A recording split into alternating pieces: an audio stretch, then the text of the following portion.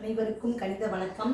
இப்போ பார்க்க போகிறது 8ஆம் வகுப்புக்குரிய கணக்கு பயிற்சி 1 6ல் 15வது கணக்கு பார்க்க போகிறோம்.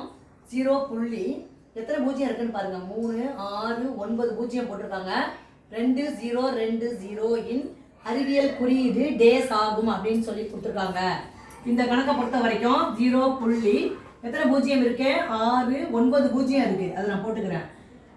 4 5 6 7 8 9 9 பூஜ்ஜியம் இருக்கு. அப்புறம் 2 0 2 0 இந்த மாதிரி இருக்கு. இப்போ 9 பூஜ்ஜியம் போட்டிருக்கா. இதை நம்ம அறிவியல் குறியீட்டில் எழுதுறப்ப என்ன வரும் அப்படின்னா 2 புள்ளி இங்கே 9 பூஜ்ஜியம் இது 1 10. அப்போ என்ன வரும்? 2.02 இன்ட்டு 10 -10 தசம எண்ணில் கொடுக்கப்பட்டிருக்கு. 9 பூஜ்ஜியம் இருக்கு. இந்த 2க்கு அப்புறம் புள்ளி வைக்கிறோம். அதனால இதையும் சேர்த்தா 10. அப்போ அடுக்கு -10 அப்படிங்கிறது தான் இந்த கணக்குக்குரிய விடையாகும். ஈங்கிறது தான் ஆன்சரு.